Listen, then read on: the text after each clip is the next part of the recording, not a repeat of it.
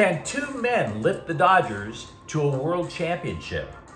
USC edges up to 11th in the AP rankings, and UCLA went to church on Sunday and confessed they don't know how to protect the quarterback. Good morning. I'm James. This is your daily dose of sports and snark for the greatest sports city in the world, Los Angeles. This is the Faithful Angelenos Morning Report. It is September 30th, 2024. We are back in the sanctum sanctorum of LA sports, and life is oh so good. If you like being in the know about LA sports, clickety-clack the like button. Clickety-clack the subscribe button. There's a notification bell. Hit that. It'll let you know when we drop new content. Sharing is caring. Let people know we exist, and by all means comment. Now, before we go through the news and notes, a look at the scoreboard. An expanded look at the scoreboard. Dodgers 2, Colorado 1. Shohei Ohtani stole his 59th base, but he only wound up hitting 1 for 4, and that had him fall short of winning the Triple Crown, which would have been a first time in the National League since 1937. He did lead the National League in homers and RBI. He lost the batting title by just 4 points. Chris Taylor homered for the Dodgers. That was the first time for him since July 7th. Chicago 24, Rams 18. For the Rams, a team this young, a team missing 2 starting wide receivers, 2 starting offensive linemen, simply has a minuscule margin for error. That doesn't mean that the loss is on the younger players, and it doesn't necessarily mean that the loss is due to injuries. It simply means, again, small margin for error. And errors could come from anybody, including Matthew Stafford yesterday. They needed him at his best. He committed 2 turnovers. One set the Bears up on the LA 16, which was converted into a touchdown. Moreover, the Rams got to the red zone 4 times, and for all that effort, only got 1 touchdown back. Now, having said that, even if the roster was at full strength, I think we have enough data to deduce one thing that the Rams just don't do, period. Stop the run. They're 3rd worst in the league at it. It's not like they faced elite ground games. San Francisco, you might say, but they did not even have Christian McCaffrey. The Bears offense, even after Sunday's win, have averaged just 87 rushing yards per game. So what the hell was DeAndre Sweat doing gouging the Rams' front to the tune of 165 yards? Riddle me that. If you're looking for a bright spot, Stafford is now in the all-time top 10 for the NFL in passing yards. But make no mistake, the Rams know their margin for error is slim, and yet they gave up the L anyway. The Kansas City Swifties edged the Chargers 17-10. The score itself indicates 2 things. 1, the Chargers simply didn't have the personnel to put up points. Justin Herbert was dinged up. The left side of the offensive line was missing in action. The second thing, the Bolts still almost took down the 2-time defending champs. Now, it is true that the Bolts have lost 11 consecutive home games to the Swifties. They also had problems running the ball for the first time this year. They averaged just 2.3 yards per carry. That's simply Kansas City adjusting to the fact that they know Herbert was gimpy. Moral victories, I admit, always feel very empty. So if you're a Chargers fan, you'll have to tell me if what I'm about to say leaves you feeling a little dead inside. No Joey Bosa, no Derwin James, and the defense still held the Chiefs to just 329 yards. The high-powered Kansas City Swifties looked mid, and they're not, which means the Bolts have something on D, even without Bosa. Now, the Chargers are 2-2, but efforts like that will win a lot of games, and they do have a bye week coming up to try to get healthy. Meanwhile, today, no games involving LA teams, so let's get to the news. The Dodgers begin their quest for an 8th World Series title Saturday. Game 1 of the National League Divisional Series will be held in LA. They finished the regular season with a 5-game winning streak and the best record in baseball, despite not winning 100 games. None of this is to suggest that it's a sure thing that the Dodgers are going to exercise all of their recent postseason flops. because there's a really good chance that the first opponent they see is going to be a tough matchup. For example, in the last 3 years, the Dodgers have been eliminated by both the Braves and the Padres. If the postseason started right now, the Dodgers would face the winner of the Padres, possibly facing the Braves in the wild card round. See, Atlanta has to play a doubleheader today with the Mets to settle the remaining playoff spots. Now, as for who will kick off the divisional series, Dave Roberts told the LA Times he is leaning towards Jack Flaherty, which makes sense. Since the Dodgers traded for him, Flaherty has gone 6-2 with a 3.58 ERA. Now, having said that, he's also allowed 3 earned runs in each of his last 3 starts. Andy Pages, who was demoted earlier in the season, is expected to make the postseason roster. Pages returned to the majors September 1st, when rosters were allowed to expand. He hit .306 with 3 home runs and 9 RBI, which inspired Roberts to say, quote, "I can't see a world where he's not on the playoff roster, like it's the Marvel universe or something."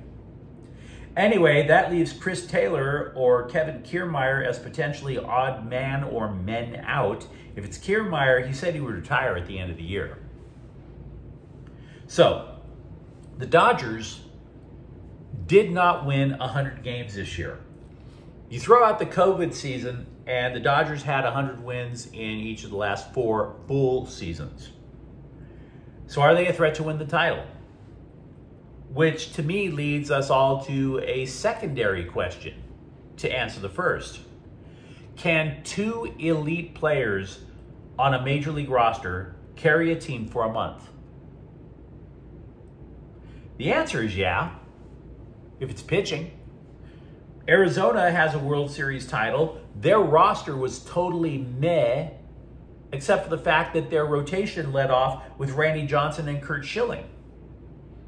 Now, the Dodgers can't match that, but on the everyday roster, they have Mookie Betts and Shohei Ohtani. Either one of them, and at a best case scenario, both of them could carry them through the entire month. Betts, if you recall, seemed to take over in the 2020 playoffs, and Ohtani is arguably a bigger threat. We've mentioned this a couple of times in the last couple of weeks. At the start of the year, there were haters of Ohtani, haters of the money, haters of the Dodgers, saying, "Oh, Ohtani's a gambling addict who should be kicked out of baseball." And yet the federal government investigated, and they found not one molecule that suggested Shohei Ohtani was dirty. Now, if you get called out like that from sea to shining sea, you might feel a little defensive. Instead, Ohtani just said, "Screw you," and became the charter member of the 50-50 club. I would also add that one thing Ohtani has going for him is his rep, his cred is so strong that he is one of the few men in professional baseball who could look at the Dodgers coaching staff and tell them to kick rocks. The Dodger coaching staff loves to micromanage people. It works like gangbusters for Max Muncy, right?